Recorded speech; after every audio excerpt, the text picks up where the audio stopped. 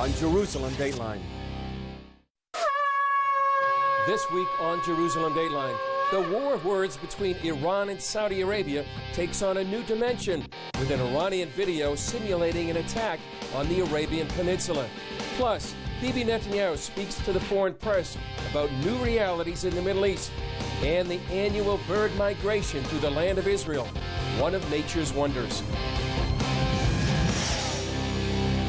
Hello and welcome to this edition of Jerusalem Dateline. I'm Chris Mitchell.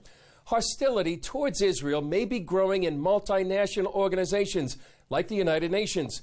But Israeli Prime Minister Benjamin Netanyahu says individually more countries want diplomatic ties with the Jewish state than ever before. Speaking to an annual meeting of foreign journalists, Netanyahu noted that in 1975 Israel basically had relations with the U.S., Canada, and Western European countries. China, India, Japan, Russia, just about every country in Africa, countries in Latin America, and increasingly with the Arab countries. Netanyahu said there are two reasons countries want ties with Israel. First, help in fighting terrorism, and second, Israel's technological prowess. Netanyahu also welcomed a new German-built submarine that could be used to strike back with nuclear missiles if a nuclear attack is ever launched on the Jewish state. At a ceremony in Haifa, Netanyahu said Israel's goal is superiority on all military fronts. He hinted the submarine could give Israel second strike capability in the event of a nuclear attack and reinforce its military strength. Our submarine fleet will act as a deterrent to our enemies who want to destroy us. They will not achieve their aim. They need to know that Israel is capable of striking with very great strength at all those who would harm it. Foreign reports say Israel's submarines are armed with nuclear missiles, while Netanyahu has said that the subs are, quote, a defensive force in the stormy reality of the Middle East. One of those storms in the Middle East is the growing confrontation between Saudi Arabia and Iran, with more nations joining the battle. For example, the chief of the army of Pakistan threatened to strike back and, quote, wipe Iran off the map if Iran threatens the territory of Saudi Arabia. It's the latest sign that tensions between Iran and Saudi Arabia are spreading beyond the Middle East. Thousands of Iranians demonstrated against Saudi Arabia for executing a top Shiite cleric. They carried pictures of the executed Sheikh Namir, and many shouted, "Death to the House of Saud." Saudi Arabia has collapsed and has been isolated. It has shown its true nature and has joined the club of wickedness and brutality. It has proved its anti-human nature to the world. Those countries who cooperate with Saudi Arabia will be humiliated, and human society has no respect for them. In Cairo, the Arab League held an emergency meeting of foreign ministers. Saudi Arabia's foreign minister said Iran's attack on the Saudi embassy in Tehran after the execution of Sheikh Namir was the latest incident in decades of aggression. After the attack, Saudi Arabia cut diplomatic ties with Iran. He warned Iran risked being rejected by all the Arab countries of the region. If Iran wants to have a positive role in the region, they have to deal with their neighbors. Like it happens everywhere in the world, they should have good relations and not interfere with others' issues, rejecting terror and not supporting it. If Iran would do so, it would be possible to live peacefully in the region as neighbors, but if they continue to support sectarian aggression, terror, and violence, they will face the rejection of the Arab countries. The proxy wars, as well as the propaganda war, or what some people call the soft war, are likely to intensify. For example, an Iranian group posted an animated film on the internet simulating a missile attack on Saudi Arabia, including an attack on their main oil fields. It could be the next chapter in this growing animosity between these two Middle East giants. The animated video simulates an Iranian rocket attack using missiles fired from Yemen. The attack is designed to cripple Saudi Arabia on multiple fronts. The video reveals the GPS coordinates of Saudi Arabia's main oil facility at the Gower field, then shows the missiles destroying the Saudi Aramco facility and setting the area on fire. It also simulates attacks on Saudi Arabia's capital, Riyadh, that it calls the Freemason Tower. Then it shows missiles striking the Saudis' main airbase and crippling its anti-missile system. An Iranian expert told CBN News the group behind the film doesn't get funding from the government, but it is affiliated with the Iranian Revolutionary Guard Corps and gets its inspiration from them. The rivalry between Sunni Saudi Arabia and Shiite Iran intensified when the Saudis executed a top Shiite cleric. Iran followed by allowing protesters to ransack the Saudi Arabian embassy in Tehran, prompting Saudi Arabia to cut diplomatic relations.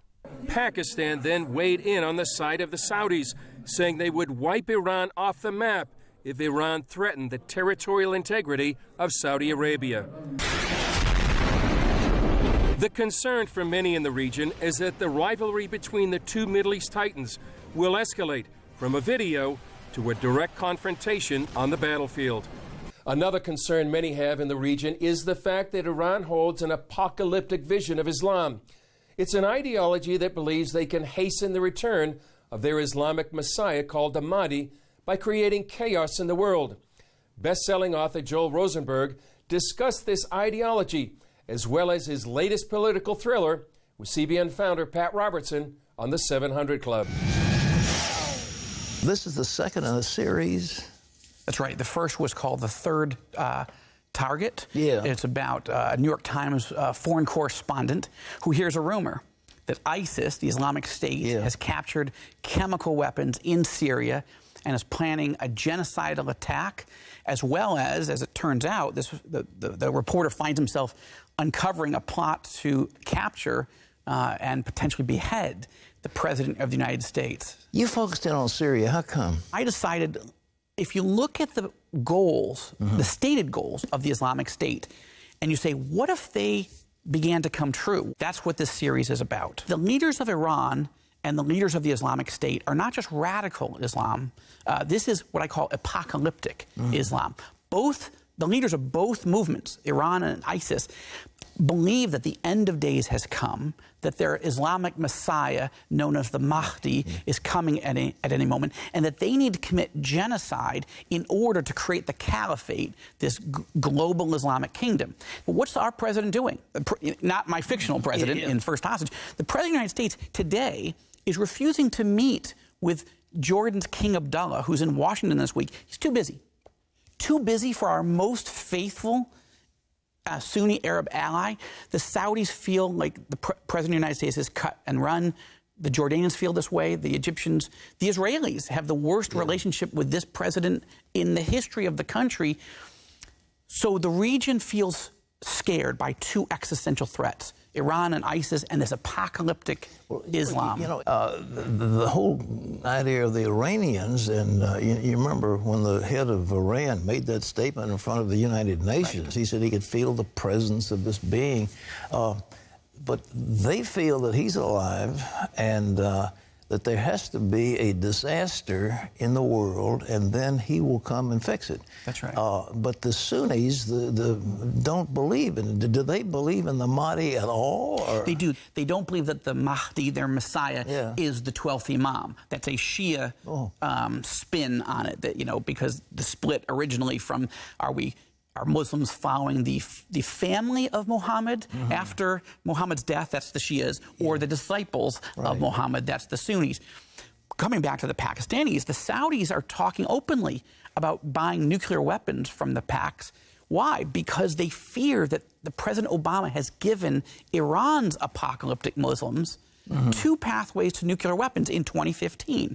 One, if Iran cheats on the deal, but the other, if the Iranians keep the deal and in 10 years the restrictions are all removed and Iran can build as many nuclear weapons as possible. This has been a catastrophic year in U.S. foreign policy in the Middle East. The novel, The Third Target, and now The First Hostage, takes you through the eyes of a reporter inside this story to understand what might happen, worst-case scenarios, if our leaders don't understand the threats that we face. The president doesn't understand it. But I'm also concerned that the two frontrunners in the presidential campaign, Secretary Clinton and Mr. Trump, neither of them understand apocalyptic Islam or are prepared to deal with it. That's the theme of these novels. This apocalyptic thing is, and the Iranians, at least Ahmadinejad was saying that if we lose half of our population, so what? We'll destroy Israel, wipe them off the map, and then the Mahdi will come anyhow. So they don't mind sacrificing millions of people. That's right. That's the difference. They want genocide. They believe that you have to destroy all of Israel, all the Jews, and all of the United States and all of Christendom, and then their Messiah will come. Can you name many people in our government in higher positions who share your point of view or our point of view about apocalyptic Islam? No, but I've been working my way through the presidential candidates. I've been spending time with them. I'm meeting with them, emailing them, because this is significantly and substantively different. This is so dangerous, and it's doubly dangerous when you have a president, a national security system, and front runners to replace him who neither understand it, don't care, aren't studying it. It is called The First Hostage, Joel Rosenberg. Thanks, buddy. Great to be with you. God bless you. Thank you. Coming up, find out what nations pose the greatest threats to Christians around the world. Open Doors released its 2016 World Watch list of Christian persecution. They declared North Korea as the most dangerous country for Christian persecution in the world, with Iraq and Eritrea not far behind. Abigail Robertson gives us more details on the full list. Global conflicts and terror movements made 2015 the worst year for religious persecution in modern history. Open Doors named the 50 most dangerous countries in the world for Christians, gathering information from people on the ground. In the 5 areas that we measure, violence against Christians, discrimination, pressure, all of these different things, it's just more difficult in every continent, in every country. In 2015, global Christian persecution substantially increased. For the 14th year in a row, North Korea remains the top most dangerous country in the world for Christians, with the other 9 out of 10 countries topping this list being controlled by some form of Islamic extremist government. And that extremism is expanding, becoming the lead generator of persecution for 35 of the 50 countries. We need to identify that not every Muslim is an extremist, but we still have to know that the Muslim community needs to speak to extremism within its community because it is greatly affecting violence against Christians. Gladys, a Kenyan Christian, became involved with Open Doors after the terror group Al-Shabaab mutilated her husband with a machete for being a pastor. She moved quickly to forgive them as the first part of her mourning process. The journey of forgiveness started immediately. Once you forgive, it's like you release yourself. You open up to God to work to you, in you. Gladys says while the situation is getting worse, she believes non-extremist Muslims are beginning to stand with Christians to help protect religious liberties in Kenya. Open Doors is asking President Obama to make this issue a priority in his final year in office. Reporting from Washington, Abigail Robertson, CBN News. A New Year's Eve attack on scores of women has one German town on edge. Thousands took to the streets of Cologne to protest a string of vicious sexual attacks by men, reportedly of Arab and North African descent. More than 200 women have filed a criminal complaint alleging molestation and groping. The attacks come as German leaders face mounting pressure to deal with the influx of migrants from the Middle East. George Thomas has the details.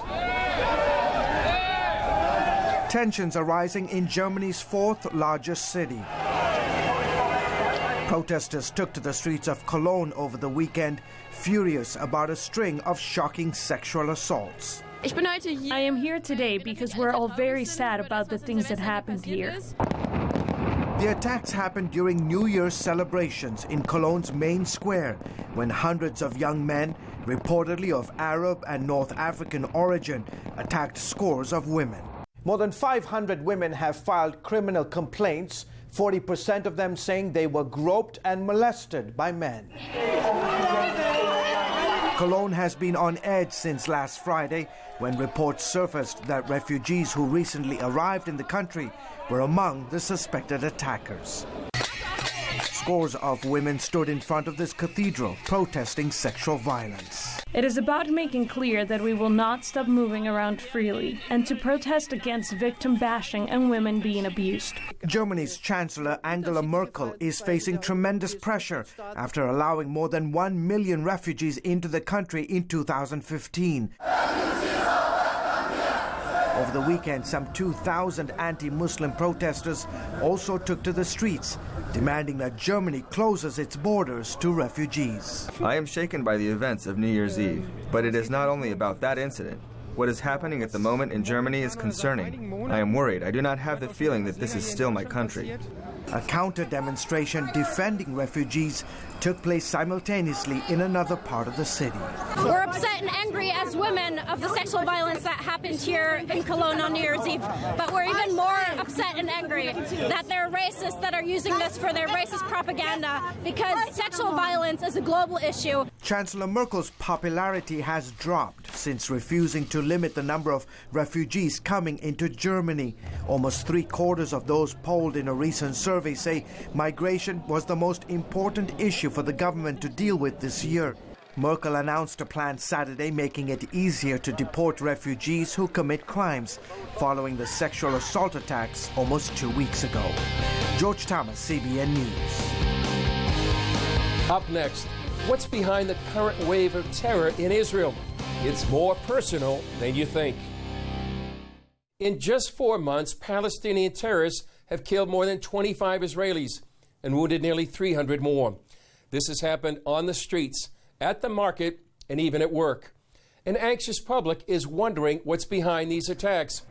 Throughout this wave of terror, security camera footage has documented the way Palestinians have attacked Israelis. Since September, they've carried out more than 100 stabbings, nearly 40 shootings, and more than 20 car ramming attacks. Anat Berko is a criminologist, a lieutenant colonel in the reserves, and a member of Israel's Knesset.